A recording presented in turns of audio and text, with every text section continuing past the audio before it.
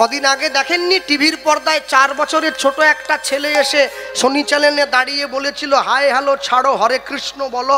ভাগবত দাস ব্রহ্মচারী বৃন্দাবন থেকে এসেছে, মাথায় টিকি আছে, মাথা ন্যাড়া, ধুতি পাঞ্জাবি পরা, গলায় তুলসীর মালা দেও। লোকে আমায় ভিডিওটা পাঠাচ্ছে, দাদা দেখো, শুধু দেখো 4 বছরের ছেলে কি বলাটাই না বলছে। নেহা কক্করকে বলছে হাই হ্যালো ছাড়ো, হরে কৃষ্ণ বলো। তাহলে ওটা নিয়ে তুমি লাফালাফি করছো কি জন্যে? 4 বছরের ছেলে হরে কৃষ্ণ বলে, 80 বছরের বুড়ো সোনারপুর বাজারের মোড়ে বসে তাস খেলে, তার বোধ হয়নি। 4 বছরের ছেলের বোধ হয়ে গেল, 80 বছরের বুড়োর বোধ হয়নি, সে তাস খেলছে। সে জানে আমার জীবনে এখনো বহুদিন বাকি আছে। হ্যাঁ, আর কবে বুঝবে? আর কবে বুঝবে?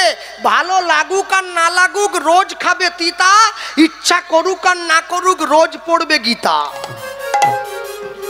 তবে তো জীবনের শেষে মরে যাওয়ার পরে বুকে গীতা দিয়ে লাভ হবে। যে জীবনে গীতা পড়েনি, মরে যাওয়ার পরে তার বুকে একটা গীতা দিয়ে দিই, আর তখন কি হবে দিয়ে? হ্যাঁ, তখন কি? তখন লাভ নেই। বেঁচে থাকতে গীতা পড়ো। যখন বাবা মা বেঁচে থাকে, বাবা যখন বেঁচে থাকে তাকে তখন দুটো খেতে দাও। বাবা মরে যাওয়ার পরে পাড়ার লোক ডাকিয়ে খাইয়ে লাভ নেই, বাবা তো পেল না। মা যখন বেঁচে থাকে তখন মায়ের গলায় একটা মালা দিতে হয়। মা মরে যাওয়ার পরে মায়ের ছবিতে মালা দিয়ে কি হবে? মা তো পেল না। যখন তুমি বেঁচে থাকবে, যখন তোমার যৌবন, তখন করবে গোবিন্দ ভজন। কেন? তখন তোমার এক মন। আর যখন তুমি বুড়ো হয়ে যাবে, নানা রোগ ব্যাধিতে দেহ হবে অচেতন, তখন তুমি বুঝবে ভবে আসা আমার অকারণ। আমি অনেক ক্ষেত্রে অনেক মানুষকে দেখেছি, জীবনে যতবার তাকে বলি যে ভাই এবারে একটু হরিনাম করলে হতো না, বলে এখনো দেরি আছে, সময় এখনো বাকি আছে। হ্যাঁ, আরে পরীক্ষিত মহারাজ তবু জানতে পেরেছিল আমি 7 দিন পরে মরবো, আমি তো সেটাও জানি না 7 মিনিট পরেও মরে যেতে পারি। তাহলে আমি যদি নিজের মৃত্যু খবর জানতে না পারি, এই জীবন নিয়ে এত অহংকার কিসের? এই জীবন নিয়ে এত গর্ব কিসের? যে দেহ আপন জ্ঞানে যতন করো রাত্রি দিনে, সাজাও কত ভূষণ আবেশ, পরমাত্মা ভগবান যেদিন হবে অন্তর ধ্যান, শ্রীগাল কুকুরের ভুক্ত অবশেষ। মনে রাখবে, আজকে ইউটিউব এসেছে, ইউটিউবের দৌলতে এত কীর্তনের প্রচার বেড়েছে, গ্রাম থেকে গ্রামান্তরে কোনায় কোনায় মানুষ দেখছে। আচ্ছা ভাবুন, এই যে ক্যামেরাগুলো বসানো আছে, এদের যদি আমি কোনো জিনিসটা আমার পছন্দ না হয়, এই ছেলেগুলোকে ডেকে যদি বলি তোমরা আমার এই অংশটা ইউটিউবে ছাড়বে না, ওরা কিন্তু ছাড়বে না আমি না বলি।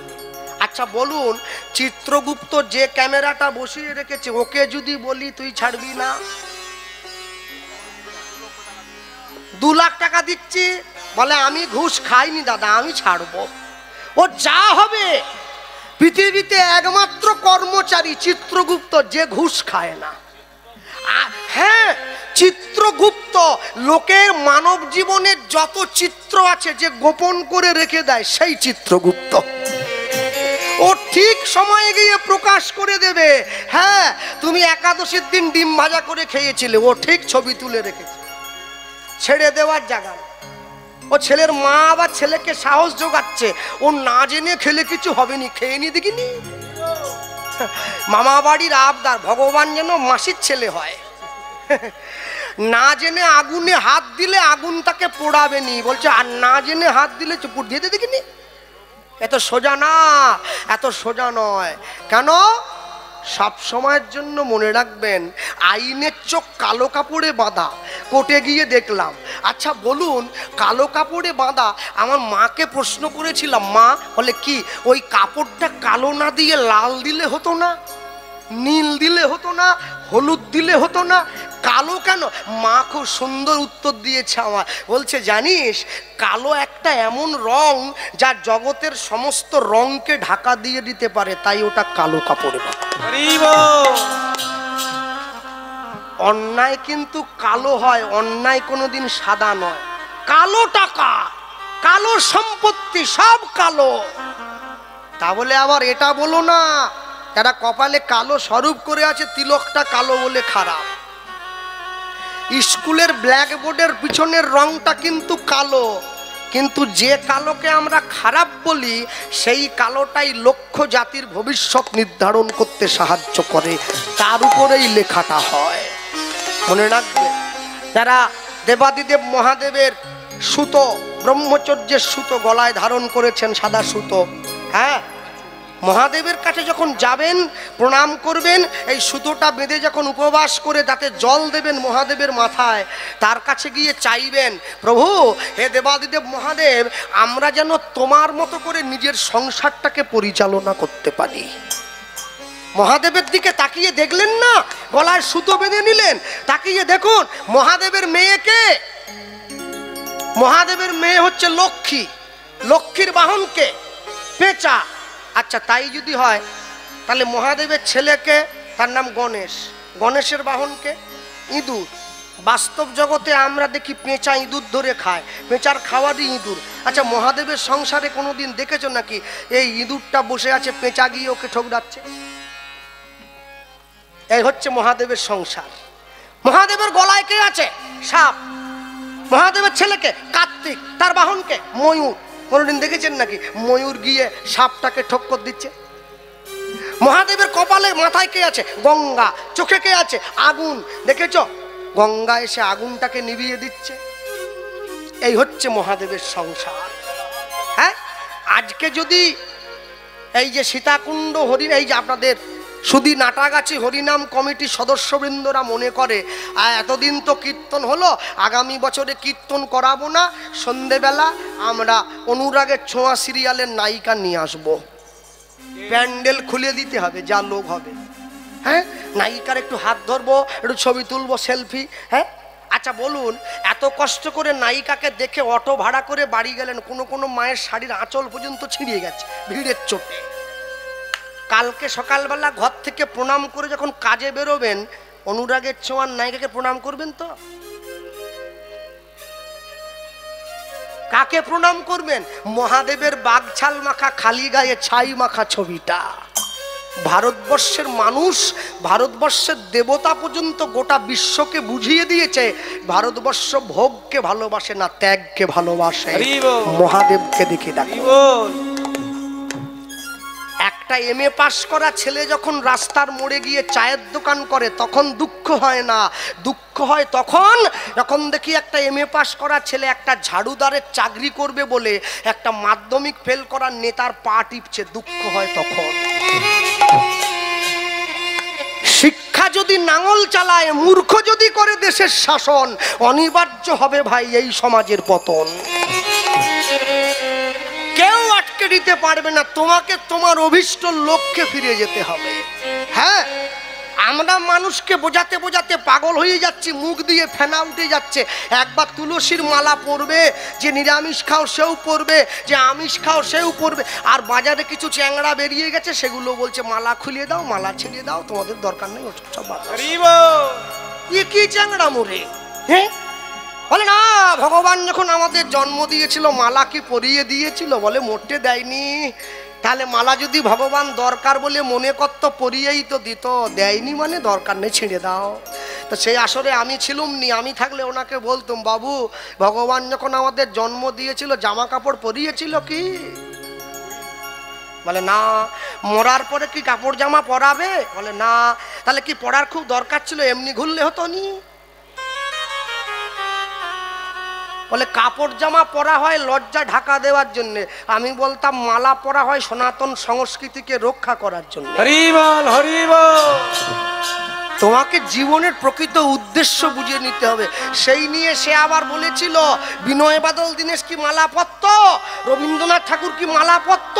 ওরে অসভ্য রে, রবীন্দ্রনাথ ঠাকুরের সঙ্গে মালার সম্পর্ক কি আছে? সবাই কি রবীন্দ্রনাথ হবে নাকি? হ্যাঁ, ওটা একজনই হবে, সবাই হবে না। রবীন্দ্রনাথ ঠাকুর মালা পরেনি যেমন তার অন্তরে সংস্কারটা বজায় ছিল। আমি মালা পরিনি যেমন বাবাকে বাবা বলি না ড্যাড বলি। রবি ঠাকুর কোন দিন বলেছে বাপকে ড্যাড বলে? আমেরিকার থেকে যারা ইস্কনে এসেছে হরে কৃষ্ণ বলতে পারে না, বলে হরে কৃষ্ণ, হরে কৃষ্ণ। কিন্তু দুঃখটা কি জানেন? ওরা বলতে পারে না তবু বলে, আমি বলতে পারি কিন্তু বলি না। দুঃখ জীবনে সব থেকে এটাই। প্রেম সে বলবে, আনন্দের সঙ্গে বলবে, হাসি মাখা বদনে ছলো ছলো নয়নে, হাসি মাখা বদনে ছলো ছলো নয়নে, আনন্দ কাননে মন ভ্রময়নিবার। হরি বলো মন রে আমার, উলুধ্বনি হরি হরি বল।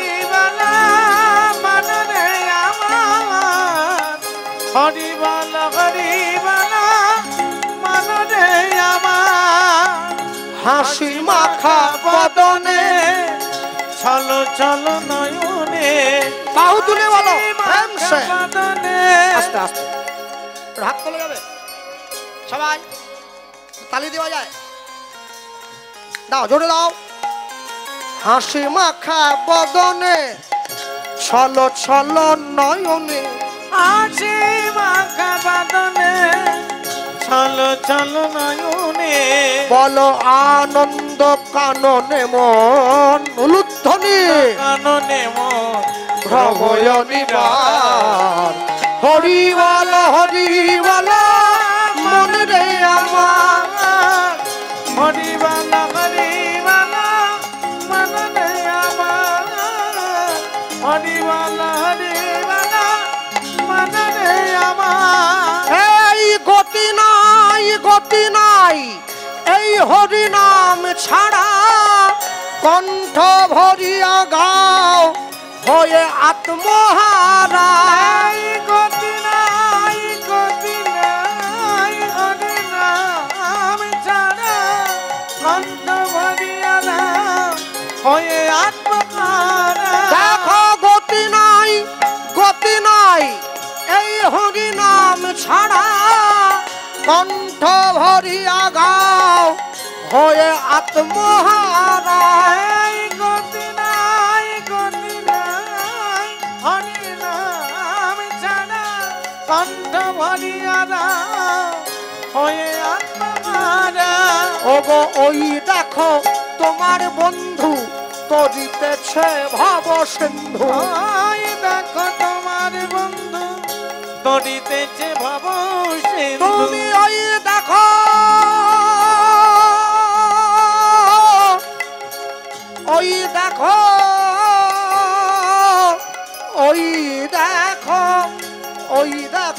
তোমার বন্ধু তরিতেছে ভব সিন্ধু।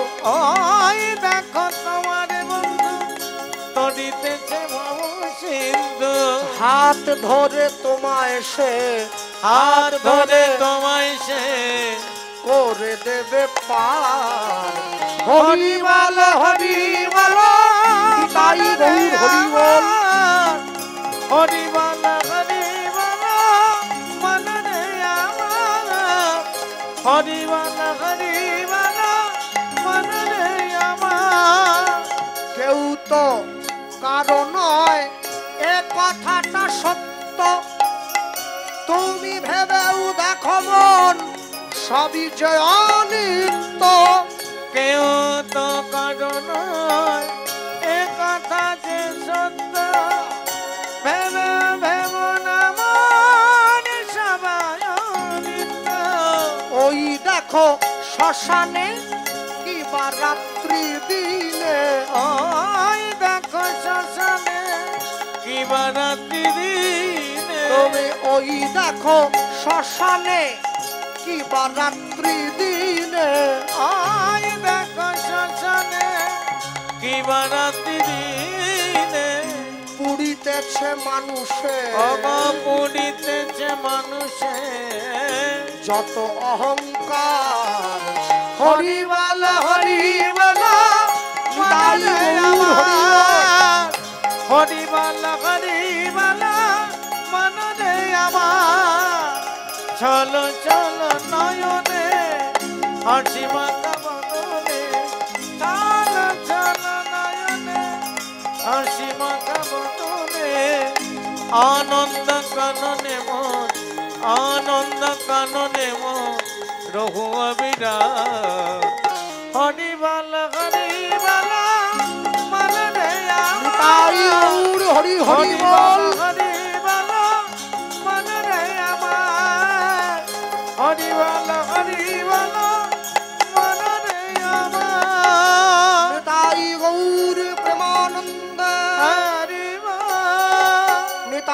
গৌ। হরি স্বামী স্ত্রীর দুঃখের সংসারে ভগবানকে নিয়ে দুইজনে বেঁচে থাকে। স্বামীর সঙ্গে এক সংসারে থাকতে গিয়ে দিন যায়, মাস যায়, বছর যায়। মা হয়ে গিয়েছিল সন্তান সম্ভবা মা। যেদিন থেকে মা জানতে পেরেছে আমার গর্ভে সন্তান এসেছে, সেদিন থেকে গোবিন্দ চরণে গিয়ে নয়নের জলের পরিমাণটা বাড়িয়ে দিয়েছে। ভগবানকে বলছে, প্রভু ছেলে হোক আর মেয়ে হোক সেটা আমি খোঁজ নেব না, একটা জিনিসই চাইব, যেন ও প্রকৃত কৃষ্ণ ভক্ত হয়ে তোমার সেবাটা করতে পারে। ভগবানকে বলছে। আস্তে আপনারা যখন জমিতে চাষ করতে যান, শুকনো জমিতে কি বীজটা পুঁতে দেন? তা তো পোতেন না, আগে জমিটা তৈরি করতে হয়। তাহলে মাতৃগর্ভরূপী জমিতে সন্তানরূপী বীজটা পোতার আগে জমিটাকে তৈরি করতে হয়। সন্তান গ্রহণের আগে গুরু দীক্ষা নিতে হয়, স্নান করতে হয়, নতুন কাপড় পরতে হয়, গোবিন্দ চরণের নয়নের জল দিতে হয়, তার কাছে অনুমতি নিতে হয়, প্রভু আমি সৃষ্টি করতে যাচ্ছি, অনুমতি দাও যেন কৃষ্ণ ভক্ত সন্তান হয়। রাবণের বউয়ের নাম কি? মন্দোদরী। যদি সন্ধি বিচ্ছেদ করো, মন্দযুক্ত উদরী, উদর মানে পেট, পেটটাই খারাপ, পেটটাই খারাপ। 1 লক্ষ পুত্র, 1.25 লক্ষ নাতি, কেউ থাকেনি রাবণের বংশে দিতে বাতি।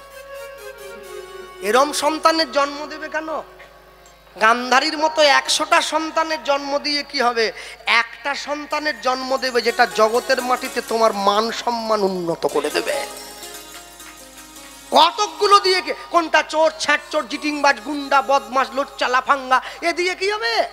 একটা জন্ম দাও, যে সন্তান জন্ম দিলে রাখে 100র মান, মায়েরা জন্ম দেবে সেই সুমধুর পবিত্র সুসন্তান।